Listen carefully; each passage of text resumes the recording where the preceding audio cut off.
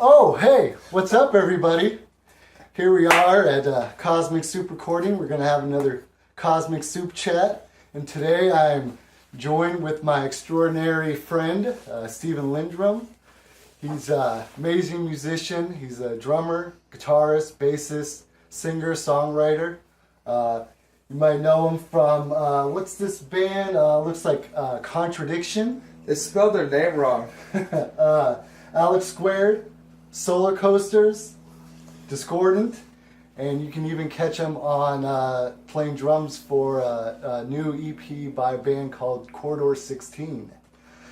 So, let's get started. How's everything going? Everything's going good, my man. How about yourself? Oh, dude, all the way nice. Good. So I'm happy that we could get together and do this real quick. We're working on some new Contradiction today. We're starting to get ready for some new Solar Coasters. Yep. Yes, sir. And we're gonna play a little house show tonight. Yeah, that ought to be fun.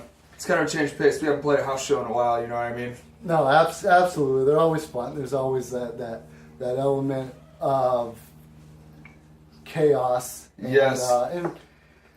And plus, it's just good because everybody there is always having a good time, and they're interacting with the band. They're jumping around. They're dancing around. I'm pretty sure last time we played a house show was there was like a skate park in the backyard. It was that one, right? That was the last one we played. Yes, it's like a mini skate park. We did it. It's kind of a memorial show. Yeah, that was great. That was really fun, and everybody was digging it. And it's cool to just play and feed off of other people's energy and just see people having a good time. Absolutely. Skating around or whatever. Yep, that's what it's all about. Yeah, it was really cool, like, you know, playing and then like looking out and there's people skating to our music, you know? Oh, it's yeah. kind of like our type of music being like punk rock or whatever, you know? It's just like, it is the skateboarding music, you know what I mean? I've been skateboarding since I still skateboard, so I've been skating for easily 20 years. Been skateboarding. I don't do crazy shit anymore. I just ride now, you know. Nice. But like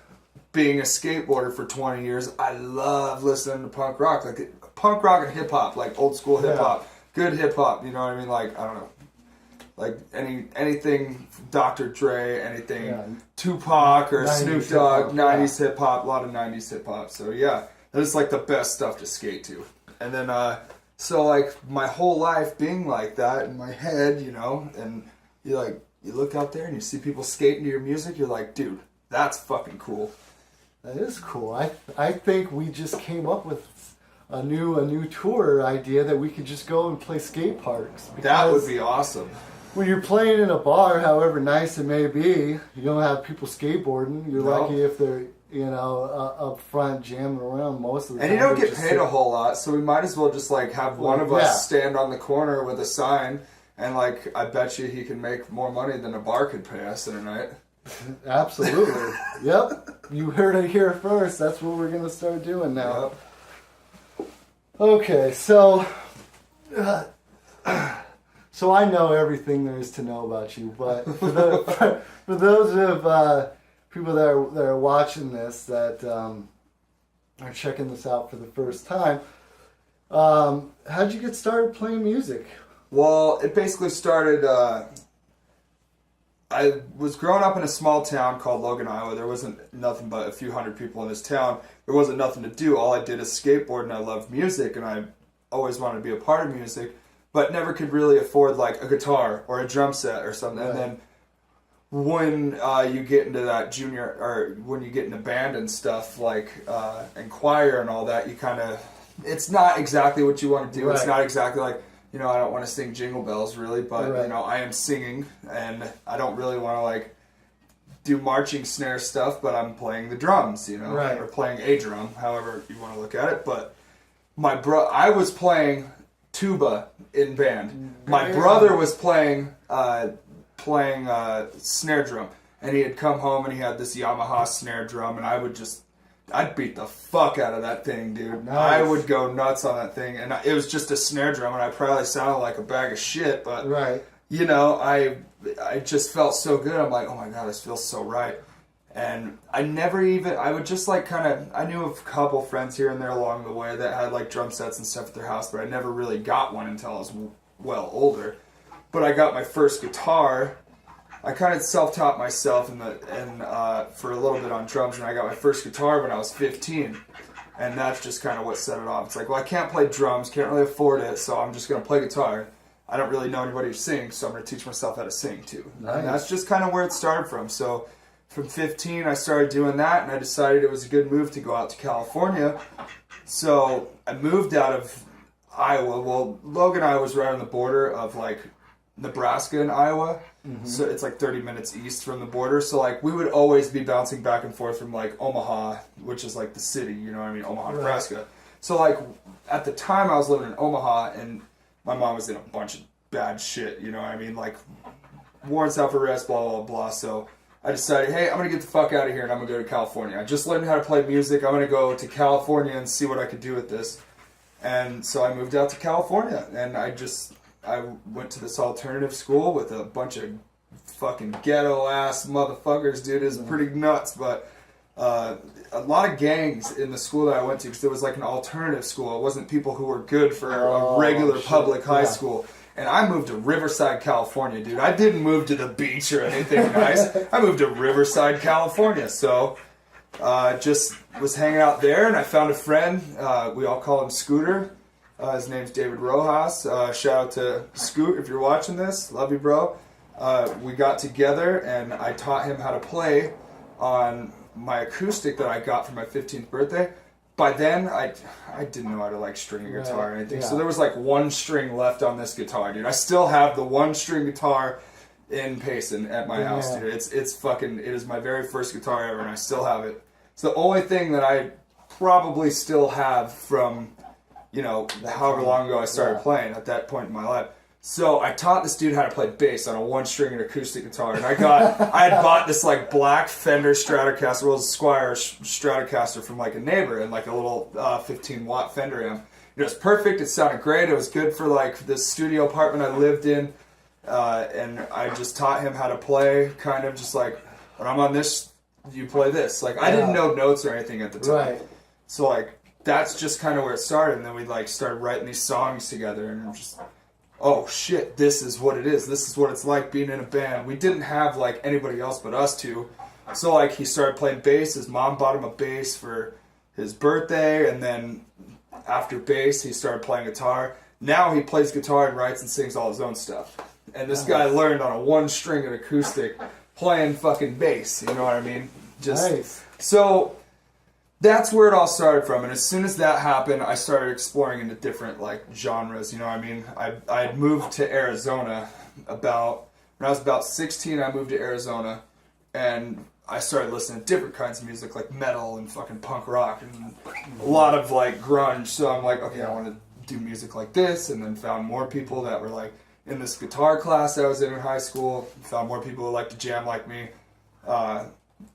So I started a high school band called Tree, and we did that for a couple of years, and it was fucking awesome. We did like backyard parties in Payson, and Nice. you know, it was really fun. We played at like the coffee shop a couple times. Like one time we set up, it was like I can't remember what it was called, but it was like senior week where the seniors did a bunch of rebellious shit on the high school. So we're like, you know what we're gonna do? We're gonna fucking set up our gear at the high school at 9 o'clock at night, and we're gonna play right outside the high school. It's like a secret show, you know what I mean? Yeah. So like, all these fucking people showed up, dude. Nice. Like, there was a fuck ton of people that showed up, and it's like 9 o'clock at night, basketball games getting over with, and we're just out there just fucking jamming, dude.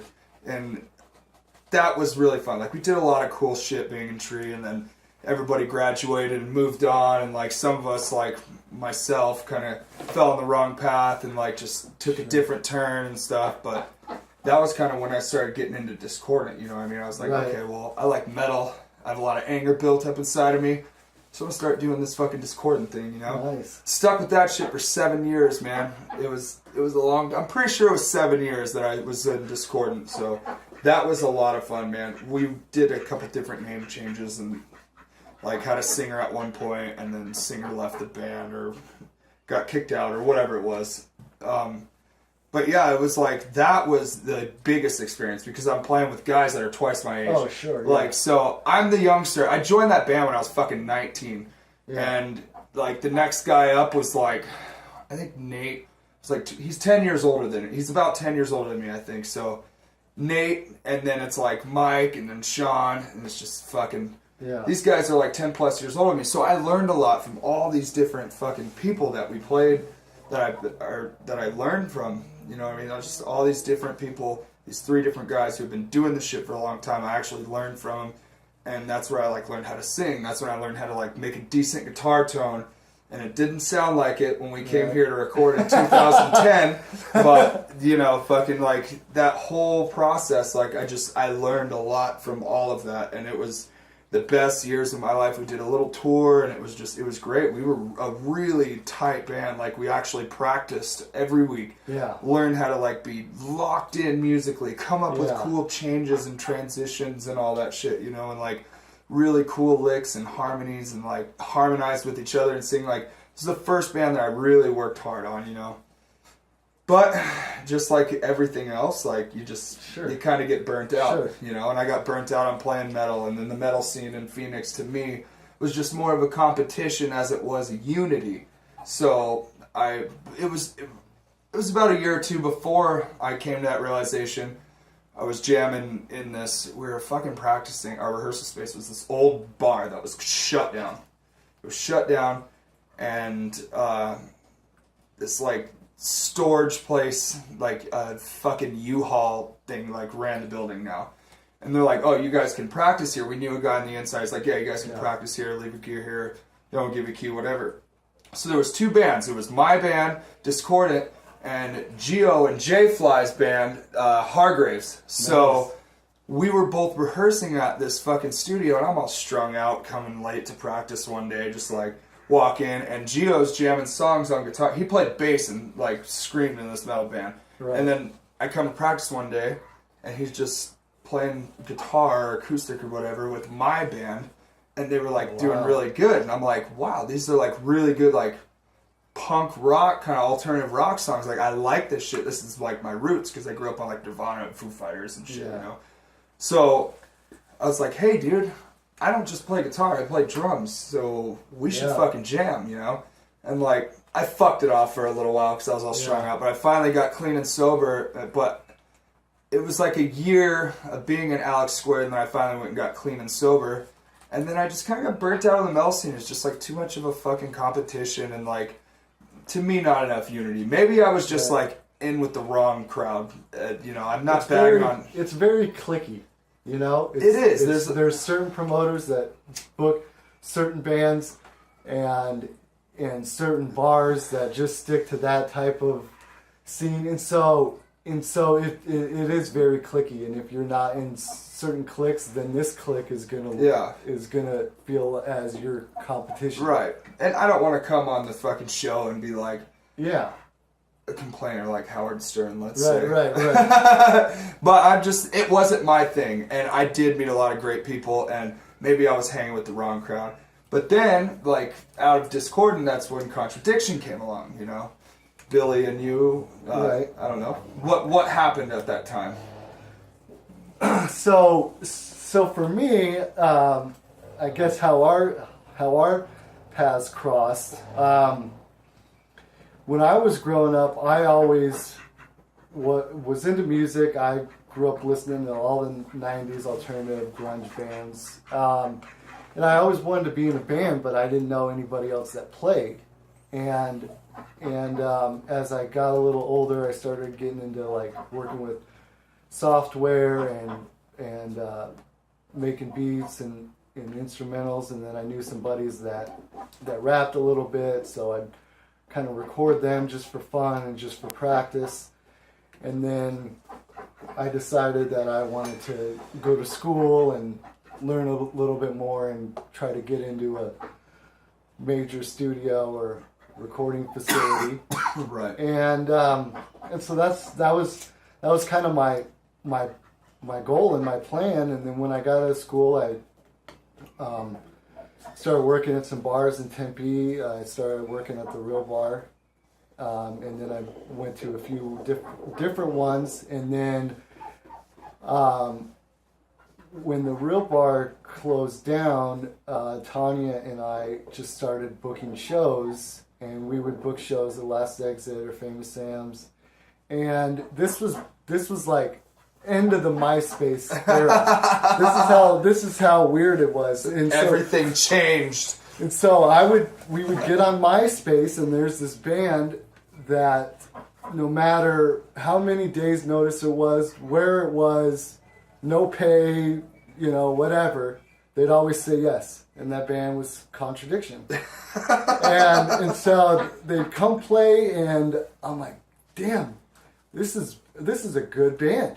And I just, right away, the vocals, the catchy hooks, Yvette was a great drummer, and yes, it was awesome to see a female drummer who was fucking good nonetheless. Oh too. yeah, because she is such a smart drummer. She just knows things. She just knows the musical theory side of fucking drumming, dude, which I do not know at all. She's brilliant. She was a band drummer, and so she was really good. And so pay attention in band class, kids. I didn't. I played by ear. Absolutely. So I finally got the courage up to start talking to them, and I asked them if I could record them. So a buddy of mine had a little studio in his house, and I'd love to record you guys. And so they're like, yeah, that sounds awesome. Gave them a great deal. We recorded half the record, the drums and guitars, some of the vocals, at Ricardo's house, where Cosmic Soup recording first started. And then we recorded all the overdubs and miscellaneous stuff in my mom's garage. And it really turned out to be a great record, and it still might be my favorite Contradiction record. What record was that again? It's called Sound of the Streets. Nice. Love that record. And a fun fact, even though I was not officially in the band, I'm playing or doing something on almost every song. Whether it's just like, oh, let's just put a guitar part here, or let me do some backup vocals, or let me put some strings in the song Sound of the Streets, or some, police sirens and fuck the cops and everything. Like anything I thought of, I'm like, yeah, I'm going to put this in there. Right. And that's what really got me into like actually producing a band and being like, hey, let's do this. Not like, oh, I'm just going to record it. Right. Like, let's make these songs great. And so they put out that record, and that was like 2009. And then following that, we did an EP called Another Reason to Drink. And it's about the time I met you. No, this was after. I wasn't recording at my mom's garage yet, but that's like the first stuff that we did. And then Yvette and Billy moved to California. Oh yeah. And it was right before they moved that we started making anything with this too. And so they moved to California. They were gone for a couple of years. And then meanwhile, on my side, I was Ricardo and I partnered up. We had a place that was at Cave Creek and Greenway called The Plantation. We had shows and stuff. We didn't have a liquor license, so we just had a lot of underage hardcore shows. But we did the best we could at that time. Neither one of us knew really what the hell we were doing. And but you guys threw some good shows, dude. No, we did. We threw some great shows. And we had rooms that we were renting out for bands to rehearse in and stuff. So we started figuring out ways to generate income. It was like a little too late, and so we were behind. And property management ended up asking us nicely to leave. And so, they didn't tell you to get the fuck out? No, they did. They locked us out. We ended up losing a lot of stuff. It was a huge ordeal, but. Yeah. That's another episode. Yeah, that's a whole nother one. But anyway, so right when that closed down, a couple months later, Billy and Yvette moved back, and I was still a little upset. Not sure what I wanted to do, like music wise, if I wanted to try to get another place and record or what. But Billy and Yvette moved back, and they needed a bass player, and they asked me before if I'd ever wanted to jam with them, but I was always busy. I was working at bars. I had a retail job at Hot Topic and stuff, and so I just didn't think it would be fair that I joined this band, even though my time was so limited. Yeah. Well, now I had all this open time, and I said, well, I'm not that good. I had a bass guitar that I played once in a while, but I didn't know like what it meant to play bass. I would just learn some songs here and there. And then Billy, in his infinite wisdom, just said, hey, they're easy songs. Just do what I'm doing on the guitar. I wrote them all when I was drunk, just so I could play them when I was drunk, so they're super easy. Easy enough. And I'm like, okay. So I'd go to their apartment, and we'd just jam, and I'd learn a few songs at a time, and then we started going to Tin Finnegan's and doing open mic, and that kind of got me into playing out and got me comfortable.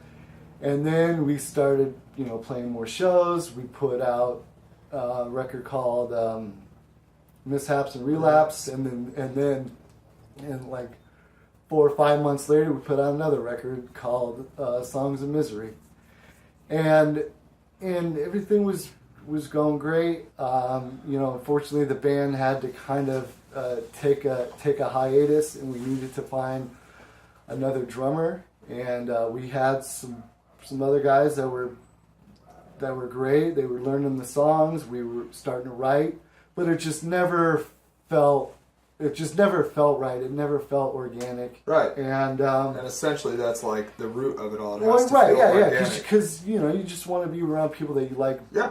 Hanging out with and sure. and everything, and that's what was so great about just me and Billy and Yvette, is like we hung out anyways and and did stuff. So doing the band thing was just fun, right? More fun than you're having just hanging out. Absolutely. And so all this time, I started growing Cosmic Soup recording out of my mom's garage. I started recording more bands, putting myself out there, and a band from Payson contacted me and wanted to record a couple songs. So then that's how I met you.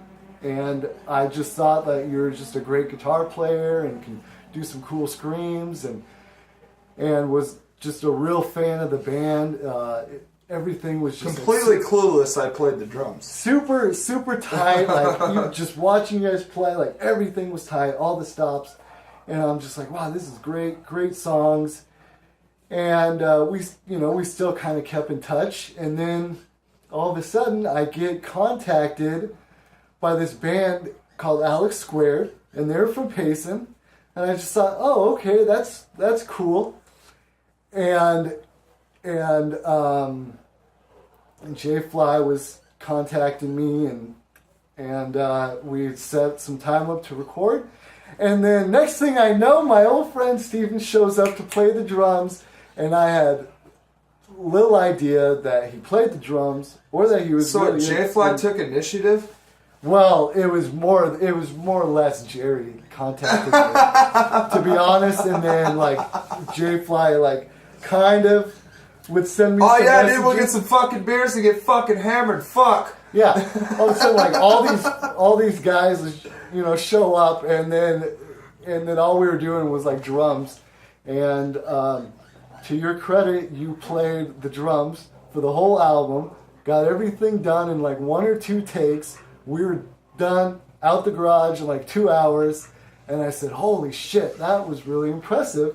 And so it was probably like that night I called Billy and I just said, hey, Steven plays the drums and he's really good. So we need to think of a way to trick him into playing drums for us. And so he's like, all right, I got an idea. I'm just going to ask him to play a couple shows for us because our drummer at the time couldn't do it, and then we'll just see how it goes. But little does he know that he's going to be in the band. Yeah. And so we, like, by the first practice, it was just like, it was crystal clear, like, oh, this guy's in the band.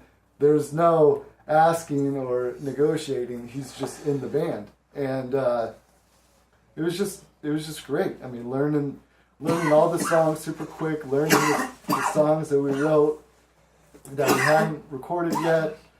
I mean, it was a lot of fun, like that process. And I had moved down here too. Like right when we started jamming, I was like, I want to fucking move to Tempe. You know what I mean? So I moved down here so we got to play more. And like, we had such a good time, like in that fucking run. Like when we were all living down here, we all lived close, and it was a fun run, dude. We used to like, I don't know, I used to go to Billy's all the time because he lived right down the street. You lived close to me. Oh yeah.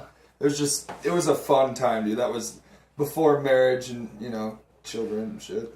But it was a good fucking time, dude. Good time, and it was like the best experience ever is like joining Contradiction and be like, all right, well, because at the time I hadn't really recorded anything but Drainage. That was like the only record like that I've ever went into the studio and done. The Discordant thing like was kind of, you know, it was just like a demo, but like Squared, we had full length albums worth of songs. You know? And it was multiple days and really tracking things out. And that was where we got into, so we start jam more Contradiction, and Billy's like, you know, hey, we got these new songs, so let's try these out. So we start jamming, we start writing Back Down the Drain Again, EP.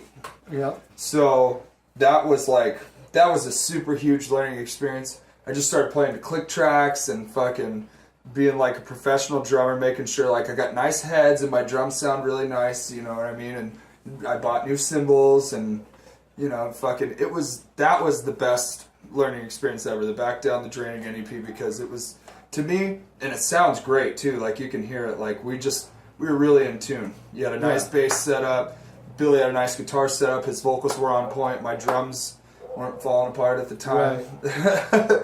So it was like, it was perfect. It was the best learning experience ever. Like Back Down the Drain Again EP, just to me was like a huge, you know, not to take away from any other record that we've ever done or I've ever done in any other project, you know. Like it was just such a good time in life where it's like, where the band meant a lot, you know what I mean? Yeah. So like a little behind the music story about the Back Down the Drain Again EP. So first of all, we had 3 of the songs were already written. We were in the process of recording them. Then when Steven came, we were like, all right, let's redo these songs. Yeah, I remember you guys had like versions and you scratched them. Right, like, we scratched them. So about this time, this is what Steven brings to the band that any of you that are familiar with the EP. So I'm hanging out one day. We had a show that night. All of a sudden, they post this little video of Steven and Billy just hanging out and drinking some 40s of Bud Ice. Drinking obviously. And they wrote this song and they posted this video, and I watch it and I'm like, oh man, that's funny. Look at these guys hanging out. They're drunk. Oh, what a silly song. Like, I'm sure nothing is going to happen with this song. And little did I know that we ended up recording the song, and it's one of the crowd favorites. Dude, it really is. Like, it doesn't matter how bad of a show is. Like, the point where you get to Hardy Parter, you're like, all right, fuck yeah. I don't know. It's just such a good feeling. So now we've got another person that can write silly, catchy, fun songs. And another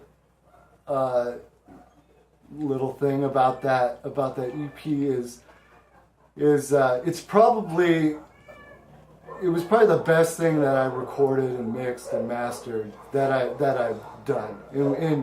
And I mean we spent a good amount of time, but we recorded it pretty quick. Yeah, it happened really quick. And what was really cool about that one? Pretty sure Billy even legitimately died in that process. I'm pretty sure he did as well.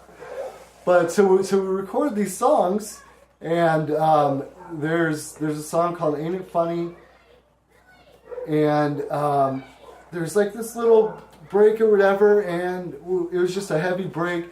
And we're like, hey, we've got someone that can play solos now. And so, Ain't It Funny and the song The Hard Way, Steven's playing solo. Now that I'm playing lead guitar, which we'll get into, it's hard to go back and relearn that shit that I put on the record, what was it, a few years ago, whatever it was. It's like 2014, something like that. So it was like 4 years ago, but yeah. Yeah. But yeah, it was awesome. We had a really good fucking time doing Back Down the Drain again. That was one of the best, records that we did. And then, after that, it was time for Square to do a new record because we were going through all our lineup changers. So we did The Lead Balloon, which is also a great fucking sounding album. And we always come to Cosmic Soup to record.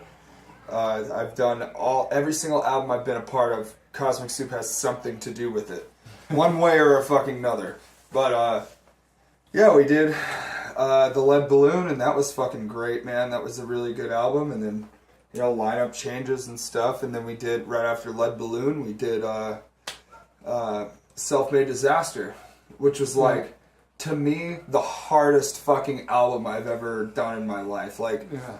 I don't know why it was so fucking hard, but it was hard, dude. Like, I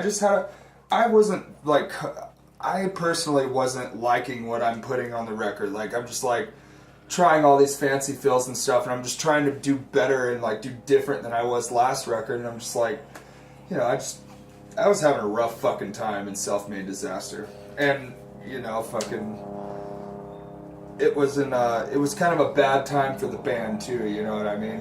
Like, we were kind of like going through some rough stuff with Billy, Yeah, I mean, without digging too deep, like, Billy went through some stuff and had a new batch of songs, and so he came and he just said, hey, I've got these songs, I'm going for a little faster, more aggressive thing, and we're like, okay, and so we wrote some really heavy hitters on there. We started, rather than recording the whole thing at once, we started recording songs and releasing them as singles. And so Make It On My Own was released months before the actual album was. Like a good 6 months. I think we even put out one or two more songs before the album came out, too. Oh, sure, yeah. I mean, half the album was more than half the album was already released, but what had happened was we started the recording process, and we were really happy with the way it was going, and and it's tough because we were having to deal with everybody's schedule, and Billy's and Prescott, Stevens and Payson. I'm here, and so we'd get together when we could, and we'd start recording, and then it came a time where the band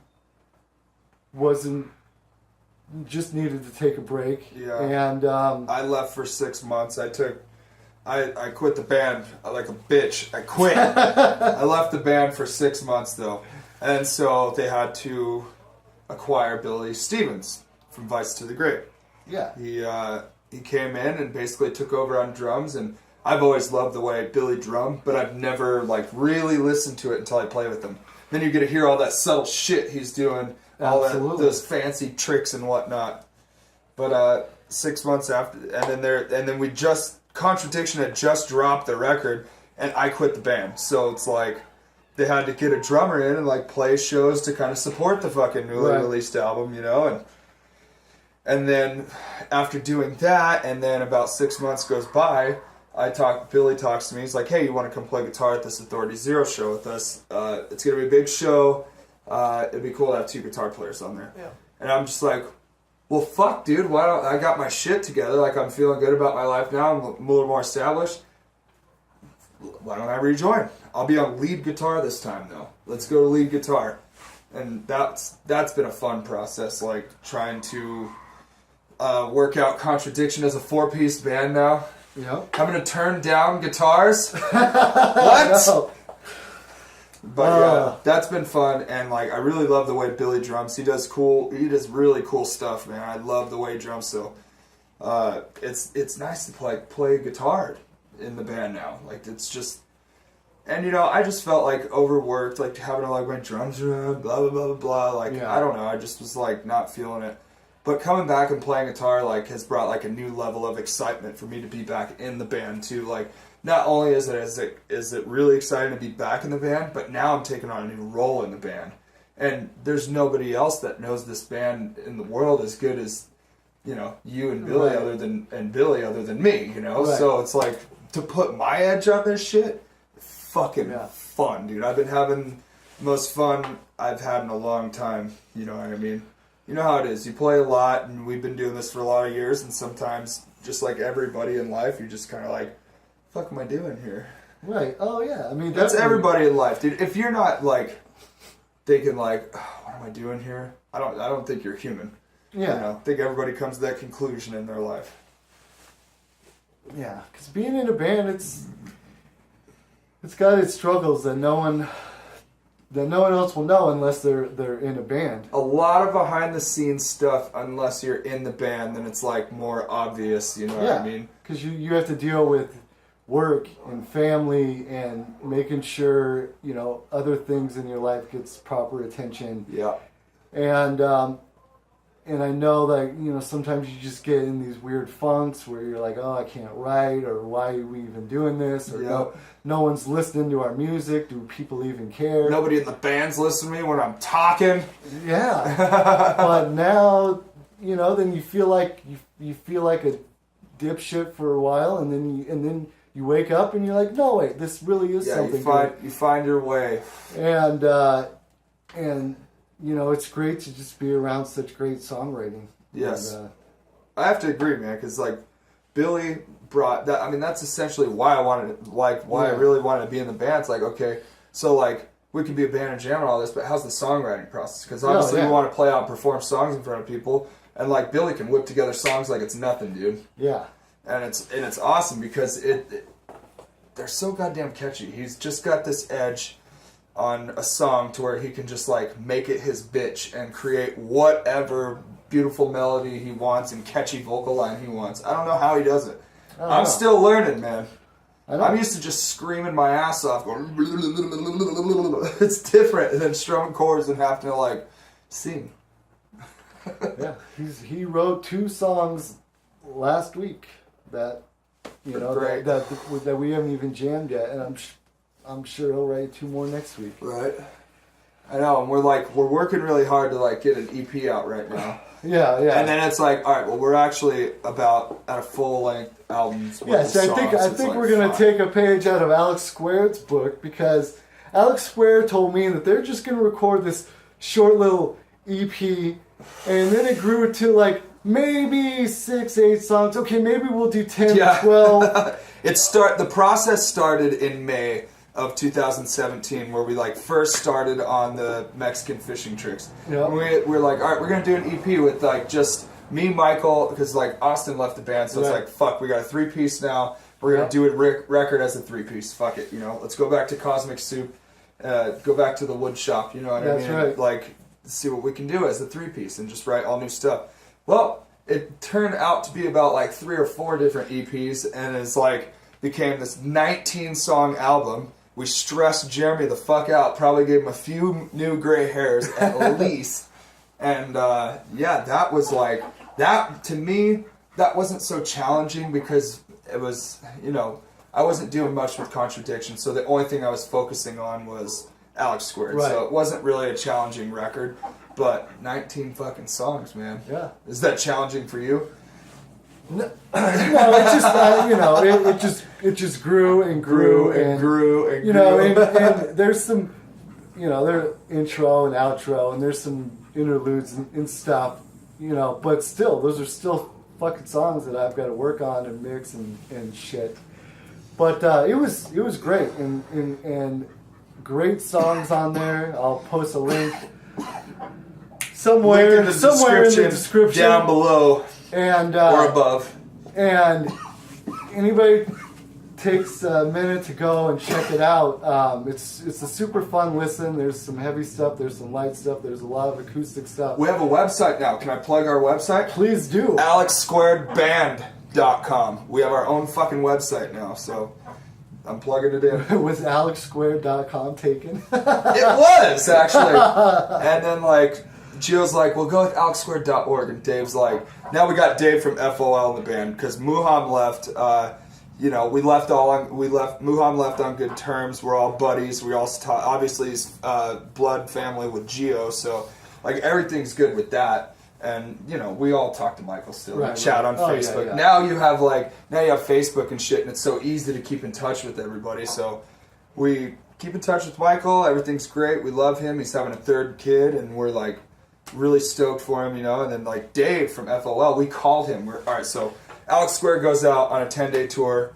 Michael quits the band. Right. We're in fucking California at the time. Yep. And like it's a rough fucking tour, man. We have a few more days left and it's just at a rough point. So we call up Dave as soon as Michael quits the band and we're just like, Dave, we got some shows coming up at the end of the month. We got like a 3-day run with Franks and Deans at the end of January. Can you help us out? And he's just like, yeah, I mean, I can't start tonight, obviously. I got a show with FOL, but, and we're like, dude, we're in California. It's all good, We'll catch up with you. And then since Dave came in the band, it's just like, holy fuck.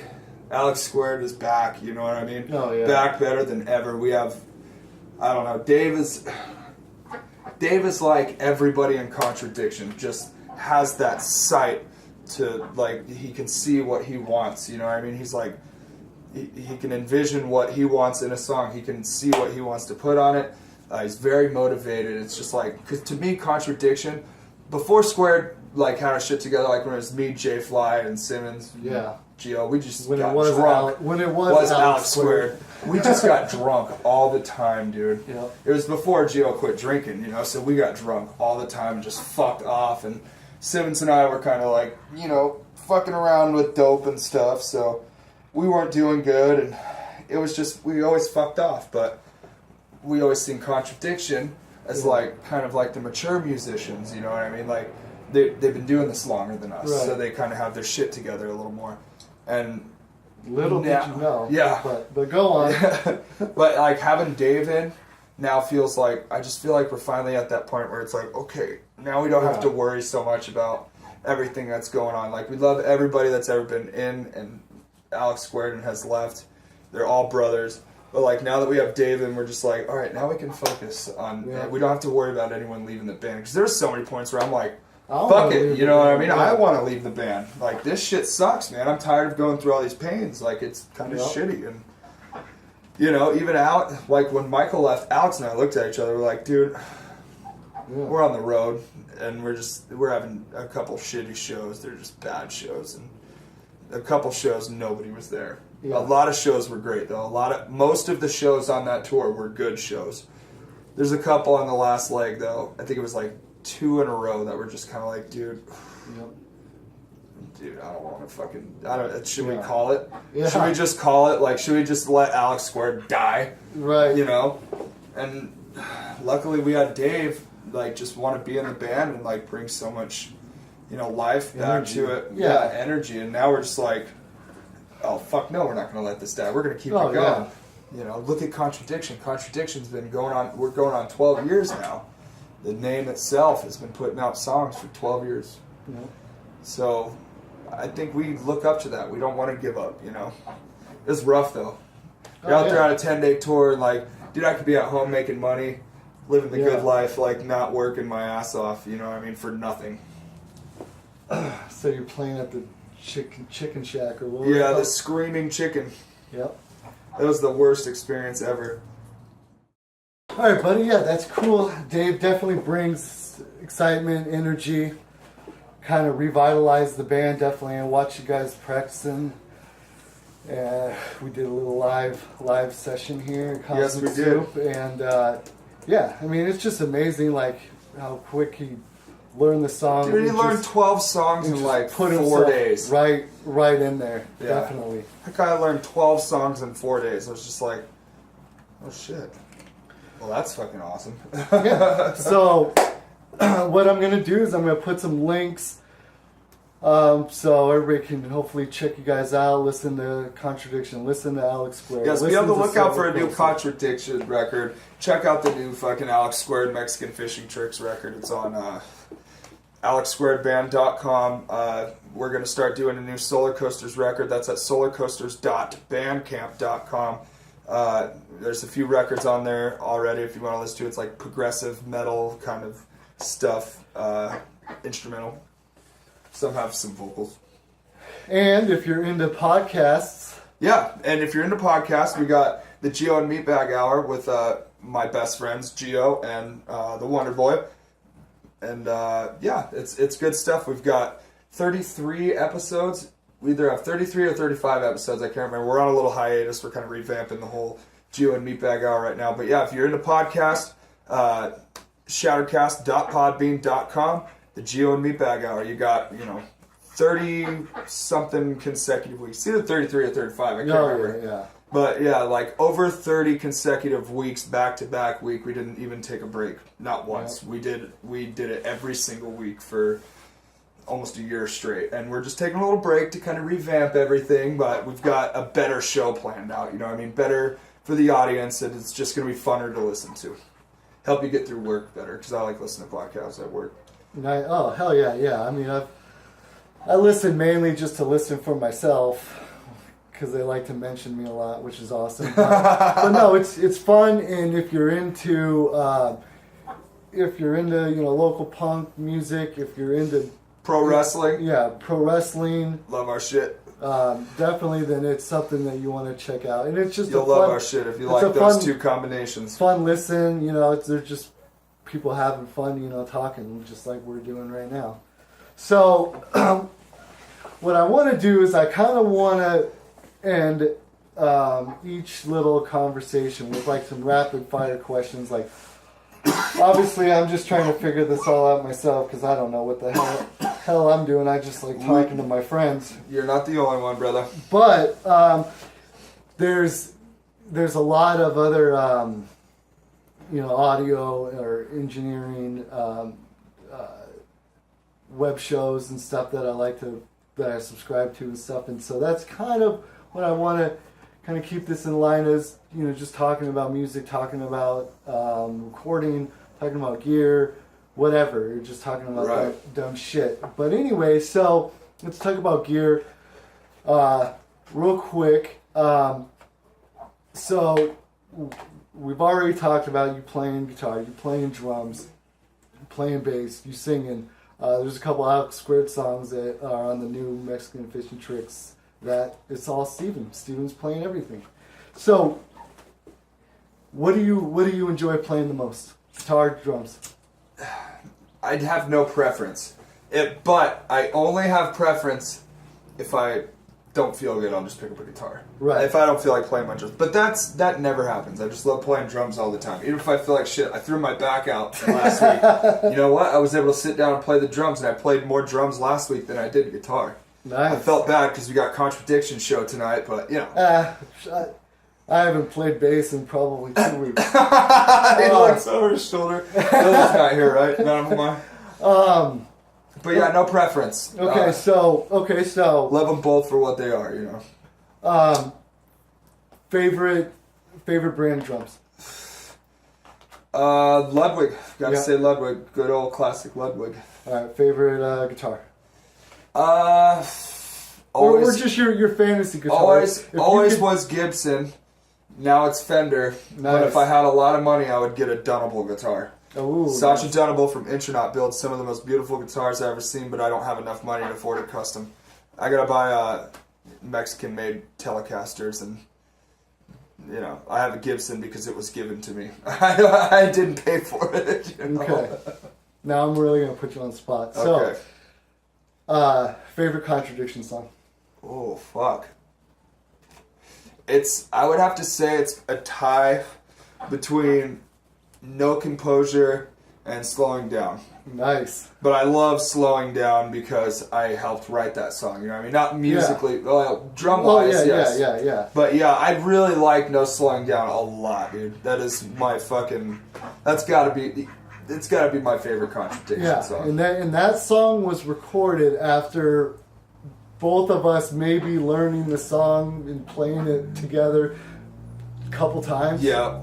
It's kind of how a lot of the songs on Self-Made Disaster came together. Right, and for all you engineering geeks out there, so we were recording drums, and we had done like a bunch of songs, and we were kind of ending with that one, and I had just started using like Pro Tools 12, and I'm like, yeah, I want to figure this out, so I want to do this record on Pro Tools 12. Right. And the thing was just a pain in the ass, wouldn't get along with my computer, and so it was glitching a lot, and so it would stop, and I'd have to be like, sorry guys, like my computer glitched out, let's take this one again. So no slowing down, we're recording, gets to that last part where we kind of do the refrain like a couple times, and my computer fucking stops the recording, and they get done playing, they're like, yeah, that one felt good, and I'm like, no guys, how about we do it one more time, let's just jump in. And Steve was like, no, it felt good. So I'm like, shit, and I didn't want to be like, sorry guys, I just fucked that up, and we were recording all day, and Violet's, I think Violet was there, but anyway, so I didn't want to make him do it again, so I actually copy and pasted the bridge from earlier, and then copy and pasted it like 4 or 5 times, so that's why at the fucking end it just sounds so perfect, because that is me like putting in by hand all the drum parts. Copy paste. And then Line up. Billy did his guitar. He was way impressed. Or no, Billy did his guitar, did his vocals, so it was up to me and to do bass and then mix the song. And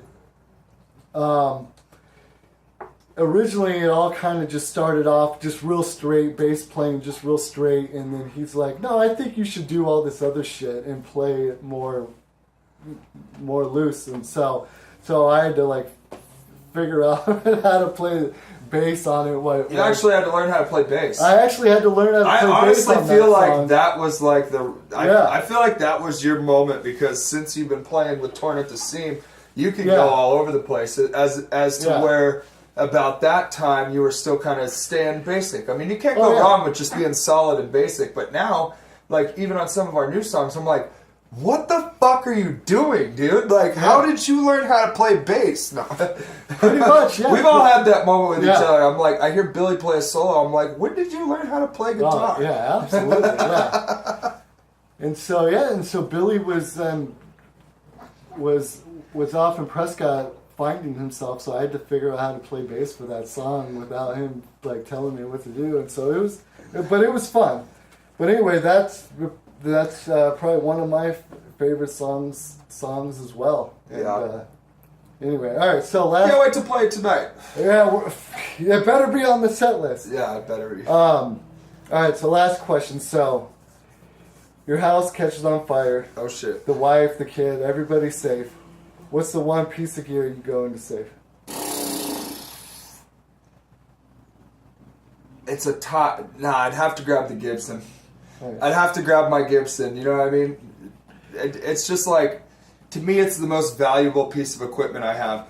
But luckily, since my very first guitar ever is at my mom's house, Nice. It's not at my house. It's in my mom's closet, because you never know what happens with my life. That's right. Good. But yeah, I would grab the Gibson, because my very first guitar is at my mom's house. Awesome.